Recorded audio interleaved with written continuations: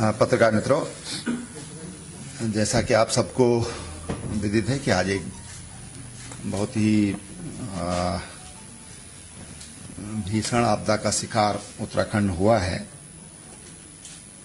और सुबह जब मैं एक सार्वजनिक कार्यक्रम में जा रहा था 11:20 के आसपास, तो सोशल मीडिया पर मुझे इसकी खबर मिली और हमने तत्काल वहाँ जिला प्रशासन से संपर्क कर उसको कंफर्म करने की बात की। तो क्योंकि वो भी रास्ते में थे, तो पता चला कि वहाँ पर एक ग्लेशियर टूटने से, खंडित होने से भारी नुकसान की संभावना है।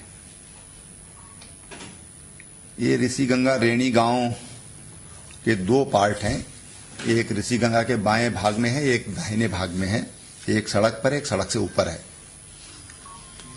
तो वहीं पर ये ऋषिगंगा पावर प्रोजेक्ट था जो 13 मेगावाट से थोड़ा अधिक था।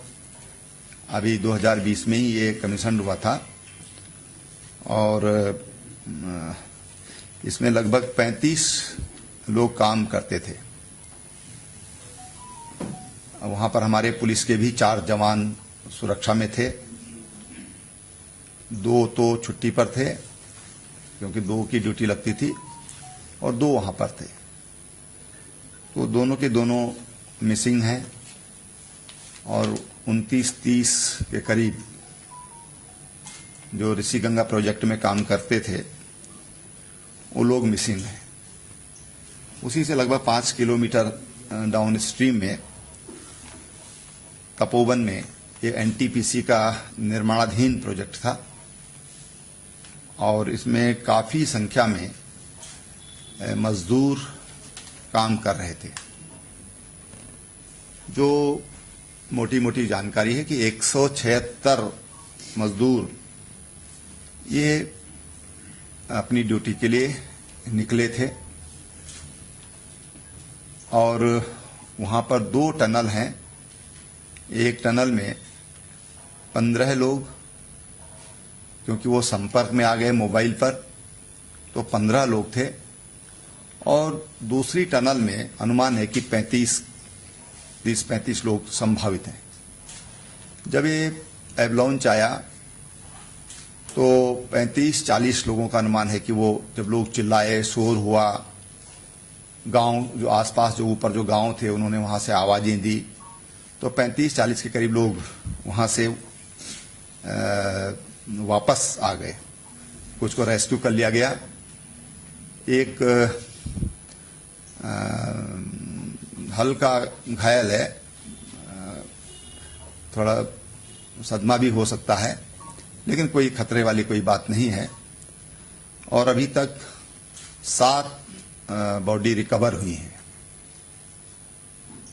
जो दूसरी जो टनल है जिसमें 35-40 के करीब लोग, 35 के आसपास की संभावना है, वो बहुत मलबा वहां आने से और मलबा अंदर तक प्रवेश घुस गया उस सुरंग में, और सुरंग तक पहुंचना भी बहुत कठिन काम था, बहुत जोखिम भरा था।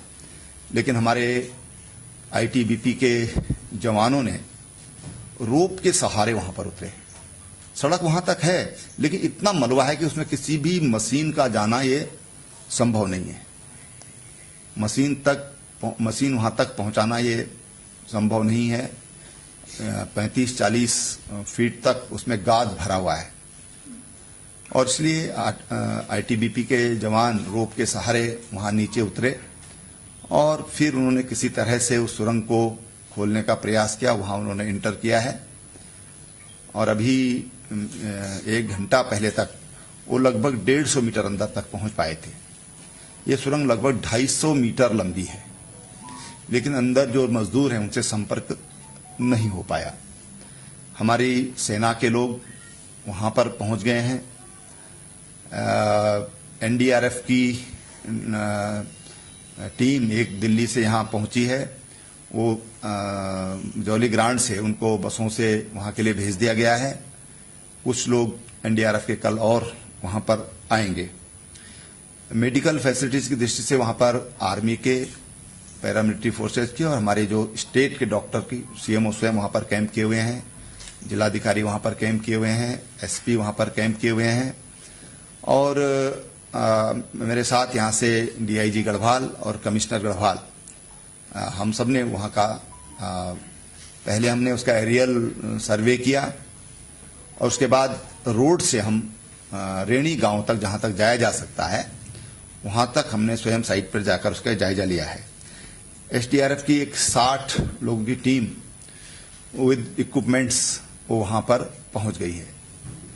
एक मोटरेबल पुल जो रेणी गांव में था, जो दोनों रेणियों को जोड़ने वाला था, और 4 अन्य छोटे पुल, झूला पुल हम उनको कह सकते हैं, वो क्षतिग्रस्त होने से ऋषिगंगा का जो दाहिना हिस्सा है उधर और धौली गंगा का जो एरिया है उसमें अभी बाई रोड अभी उसका संपर्क टूट गया है। वहां 17 गांव हैं, गांव सभाएं हैं, जिनमें से 7 गांव ये माइग्रेट करते हैं सर्दी के कारण इधर गोपेश्वर और चमोली के आसपास। 11 गांव के लोग वहां पर हैं और उनको किसी तरह की आवश्यकता जो उनकी हो उसकी कमी न हो, इसकी दृष्टि से वहां पर आर्मी के 3 हेलीकॉप्टर, एक वायुसेना का हेलीकॉप्टर वहां पर पहुंच चुका है बरेली से, और राज्य सरकार के जो हमारे प्राइवेट हेलीकॉप्टर वहां पर ऑलरेडी वहां पर तैनात हैं, देहरादून में भी तैनात हैं। आईटीबीपी उत्तरकाशी महिडांडा उनको भी अलर्ट किया गया है और तमाम जो हमारे मेडिकल टीम है ये सब वहां के लिए सबको तैयार किया गया है। गौचर जो हमारा आईटीबीपी का वहां पर भी 90 जवान हैं जो वहां के लिए निकल गए हैं। इस तरह से सेना के जवान भी वहां से, मैंने जैसे पहले बताया कि सब वहां पर, सब लोग वहां पर पहुंच गए हैं। जो माननीय प्रधानमंत्री जी को जैसे ही खबर लगी तो हेलीकॉप्टर में मैं था, वो भी हेलीकॉप्टर में थे और उन्होंने बहुत चिंता व्यक्त की और कहा कि भाई किसी तरह की भी कोई हेल्प की जरूरत है तो आप मेरे ऑफिस में इसके लिए बात करिए। फिर दोबारा उनका फोन, जब हम लोग पूरा सर्वे करके लौट रहे थे और जोशीमठ में हम लोग पहुंचे तो फिर दोबारा उनका फोन आया और फिर उन्होंने काफी चिंता व्यक्त की है और उन्होंने कहा किसी तरह की भी कोई आवश्यकता है तो वो आवश्यकता, वो सहयोग भारत सरकार करेगी। अमित शाह जी का भी आया, अमित शाह जी के भी 2 बार फोन आए और अभी जब मैं देहरादून में, जब मैं मीडिया यहाँ अपना जो सेंटर है उसमें पहुंचा तो महामहिम राष्ट्रपति जी भी का भी फोन आया। उन सब ने बड़ी चिंता व्यक्त की है। इसके अलावा योगी जी, उन्होंने कहा कि कोई भी सहयोग है तो हम करने के लिए तैयार हैं।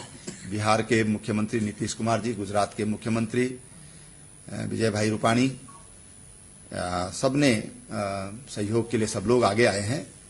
साथ ही हमारे जो उद्योगपति हैं अनंत अंबानी, मुकेश अंबानी जी के बेटे, उनका भी बिल्कुल अभी जब मैं यहाँ पहुंचा इस कैंपस के अंदर तो उन्होंने कहा हम अपने फाउंडेशन के लोग भेज रहे हैं, किसी तरह की भी सहयोग अगर देवभूमि के लिए आवश्यकता है तो हम लोग सहयोग करने के लिए तैयार हैं। पतंजलि योगपीठ के आचार्य बालकृष्ण जी, उन्होंने कहा जितने भी कोई अनाथ बच्चे हों, कोई वो हों तो हम उनको गोद लेने के लिए योगपीठ तैयार है, उनके हम शिक्षा दीक्षा उनके लिए हम लोग तैयार हैं। और तत्काल कोई अगर आवश्यकता है तो उसके लिए उन्होंने कहा कोई भी अगर आवश्यकता वहां पर है तो हम सहयोग के लिए तैयार हैं, हम सरकार के साथ खड़े हैं।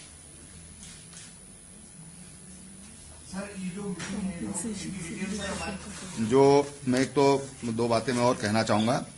एक तो मैं मीडिया का धन्यवाद करना चाहूंगा, इसलिए कि किसी तरह की भी कोई अफवाह फैलाने में जो फैल जाते हैं ऐसे मौकों पर और उसके कारण जो पैनिक क्रिएट होता है, मीडिया का मैं बहुत धन्यवाद करता हूं कि बहुत संभल करके और बहुत अच्छे तरीके से मीडिया ने साथ दिया है। उसके लिए मैं उनको बहुत, जितनी भी मैं प्रशंसा करूं, जितनी भी मैं आपका धन्यवाद करूं, मैं समझता हूं कम होगा।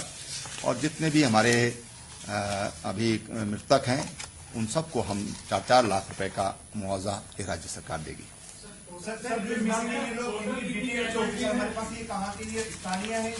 देखिए, ऐसा है कि अभी स्थानीय लोगों की अभी तक जो जानकारी, अभी मैं बिल्कुल ऑथेंटिक पूरी तरह नहीं बोल सकता, लेकिन स्थानीय लोगों की 5 लोग हैं, क्योंकि वहां पर वीकली ऑफ रहता है, तो स्थानीय लोग संडे को छुट्टी ले लेते हैं।